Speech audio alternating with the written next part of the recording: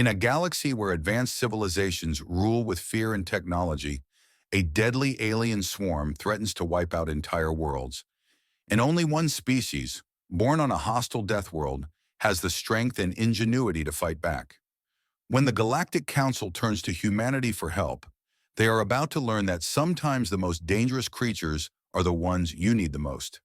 The Galactic Council was in a state of panic as it convened in its Grand Hall, where 200 representatives from various worlds debated fiercely.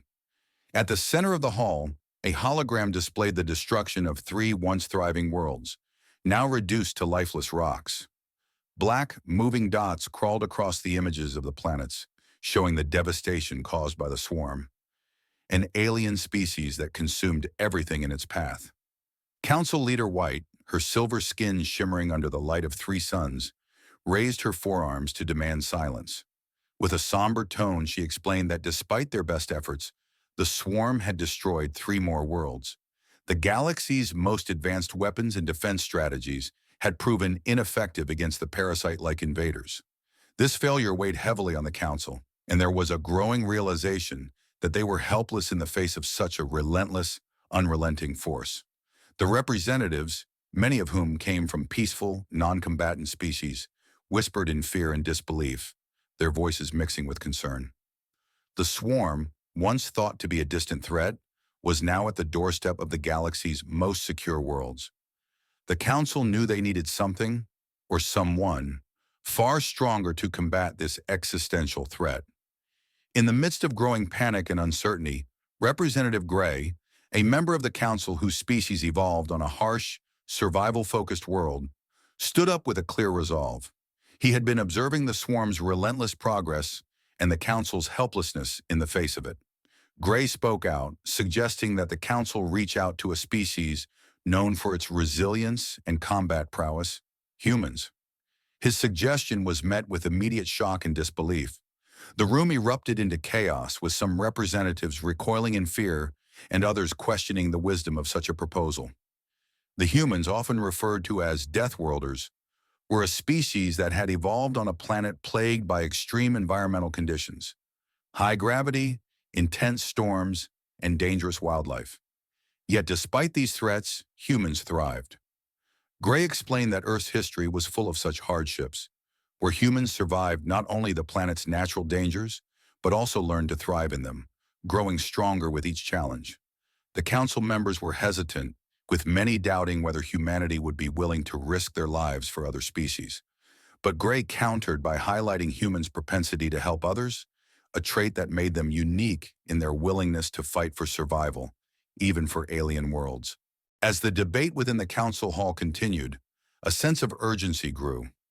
Gray emphasized the unmatched resilience of humanity, showing the Council images of Earth's hostile environments, where humans endured deadly storms, extreme temperatures, and relentless natural disasters. He painted a picture of a species that, despite constant threats to their survival, didn't just endure but adapted and prospered. The swarm, a terrifying enemy, capable of consuming entire worlds, was unlike anything the Council's weapons could handle. Gray pointed out that humanity's unique experiences on Earth, facing a world that constantly tried to destroy them, had forged a species capable of confronting the swarm in ways that other more advanced civilizations could not. The swarm's attack patterns, though devastating, had one glaring weakness: humanity's ability to survive in the most extreme conditions. With this in mind, Gray urged the Council to reach out to Earth, suggesting that humanity's raw, unorthodox strength could be the key to fighting the swarm. Finally, after much debate, the Council Leader White acknowledged the gravity of the situation and agreed to send a message to Earth, hoping that these Deathworlders could indeed offer the galaxy the help it so desperately needed. When the human delegation arrived at the Council station, the expectations of the alien representatives were quickly upended. The Council had prepared for the human ambassador's arrival by setting up special accommodations, including atmospheric adjustments to make Earth's representatives more comfortable. However, when Ambassador Reed stepped off her ship, she surprised everyone by wearing nothing more than a standard business suit, showing no need for protective gear despite the station's thin air. Her casual demeanor in the face of such an inhospitable environment shocked the Council members. As Reed made her way through the station, She effortlessly adapted to the conditions, even jumping playfully to demonstrate how Earth's gravity was nothing compared to what humans faced on their home planet. The Council had expected weakness, but Reed's behavior revealed the strength and adaptability of humanity.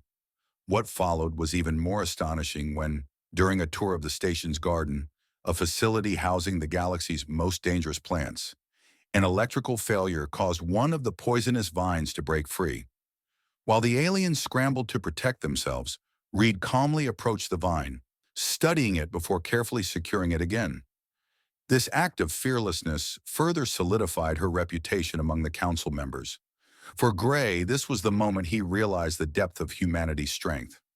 A species that had learned to thrive in impossible environments and had evolved to meet challenges head-on with both intelligence and resilience.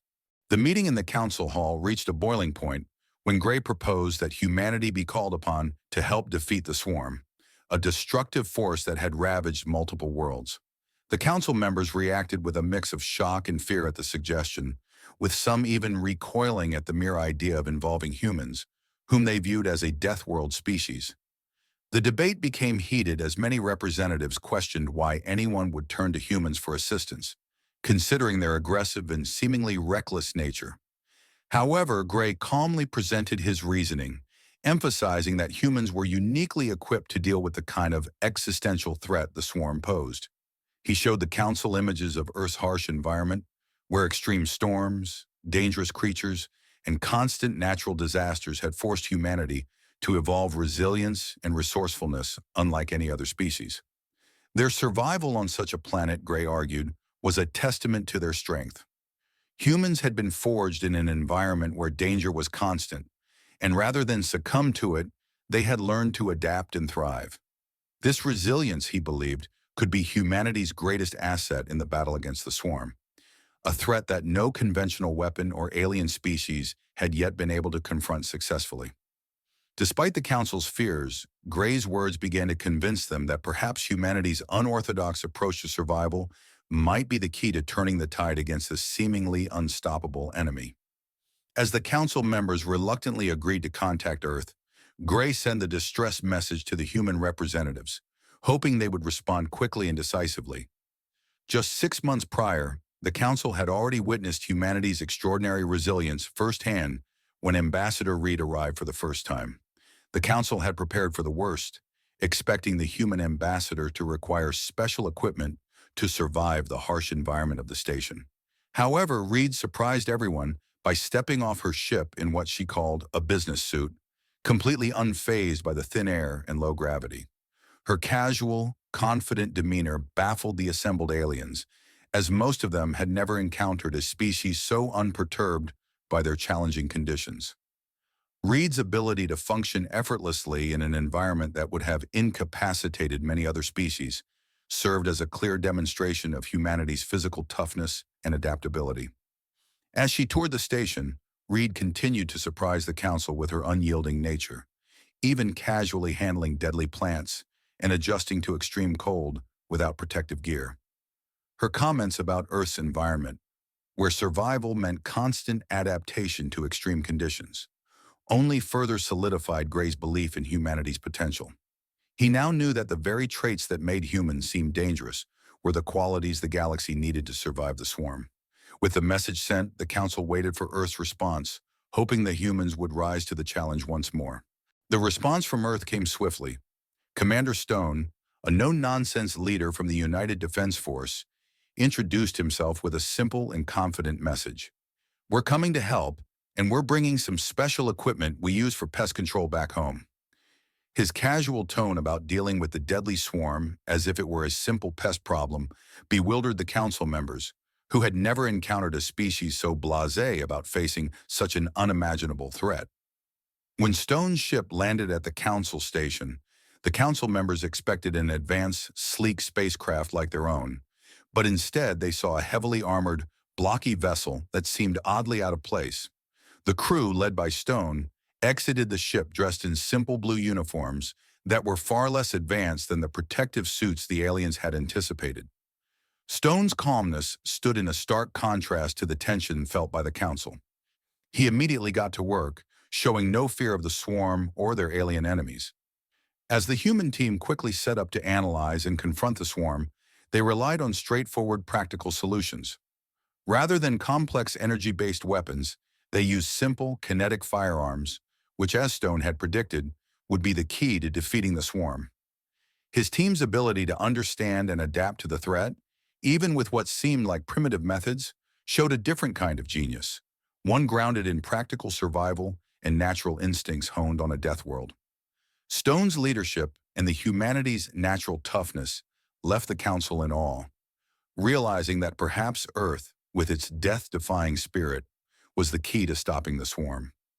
As the battle with the swarm intensified, the human ships, despite their smaller size and seemingly crude design, proved their superiority in combat.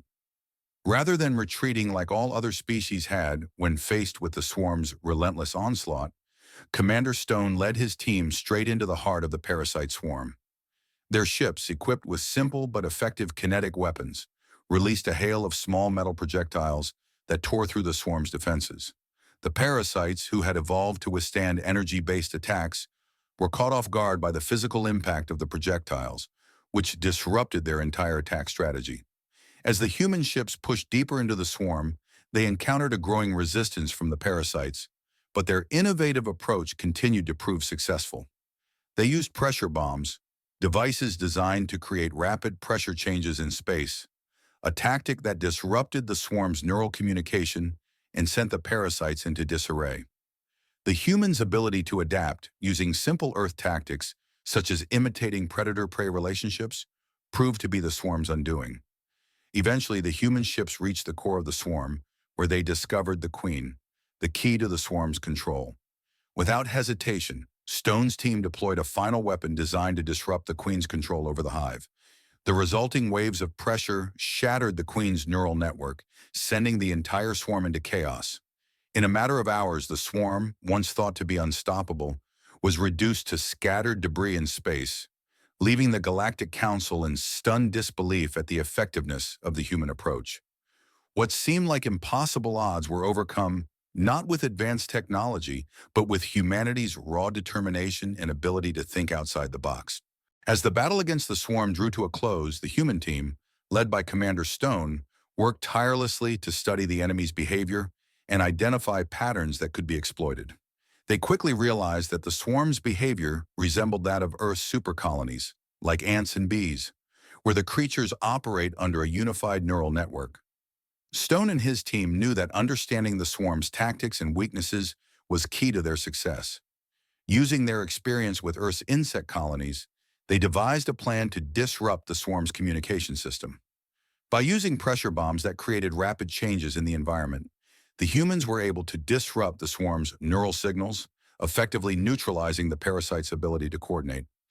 As they delved deeper into the heart of the swarm, the team encountered more resistance, but the swarm's tactics continued to mirror those of Earth's colonies.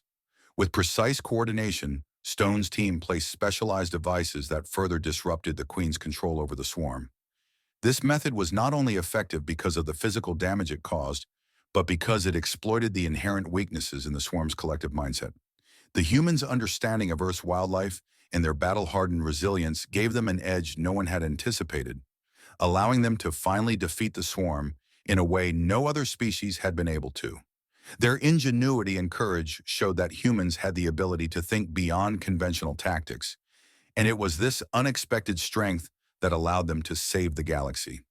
As the battle against the swarm reached its final stage, the human team, led by Commander Stone, made a crucial move that would seal their victory. The Queen of the Swarm, the central figure controlling the parasites, had to be neutralized for the plan to succeed. Stone and his team, equipped with specialized suits and pressure bombs, infiltrated the swarm's hive-like structure in space. The Queen's chamber was a massive, pulsating, and complex network, filled with hundreds of parasites fiercely protecting their leader. The team placed their devices around the chamber, creating a web of rapidly changing pressure waves that disrupted the Queen's neural control. These pressure changes, akin to those that Earth's deep-sea creatures use for survival, caused immediate chaos among the parasites. Without the Queen's command, the swarm lost its ability to coordinate, As the hive structure began to collapse and the parasites scattered in every direction, Stone and his team made their escape, narrowly avoiding the deadly energy waves triggered by the Queen's death scream. The remaining parasites, now disorganized and without leadership, drifted into space, no longer a threat to any species. This victory not only demonstrated human resourcefulness and resilience, but also showcased their unique ability to turn seemingly insurmountable odds into opportunities for success. The humans had fought not just with weapons, but with intelligence, determination, and a deep understanding of the very creatures they were battling. In the aftermath of the victory over the swarm, the Galactic Council, still in awe of the humans' success, gathered to discuss the future implications of their involvement. Commander Stone, now seen as a symbol of humanity's strength, stood at the forefront of the celebration. Gray, the representative who had initially suggested contacting the humans, reflected on how much he had underestimated them.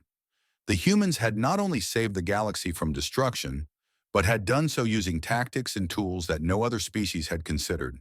The simplicity of their approach, relying on Earth's natural history and instincts to outwit the swarm, had proven to be their greatest strength. The victory was not just a military triumph, but also a profound lesson for the Council. Sometimes the most unexpected species, like the humans, are the ones that can achieve the impossible. The gratitude from the Council was immense, yet Commander Stone's words struck a deeper chord. It wasn't just about defeating an enemy, but about protecting those who could not protect themselves. His message about strength, resilience, and compassion left a lasting impression on the entire galaxy, forever altering their view of Earth and its people. As the celebration continued, Stone and his team's actions would be remembered as the defining moment of humanity's place in the cosmos. They had not just saved worlds, they had shown the galaxy that humans, despite their seemingly primitive beginnings, were capable of anything, including changing the fate of the stars.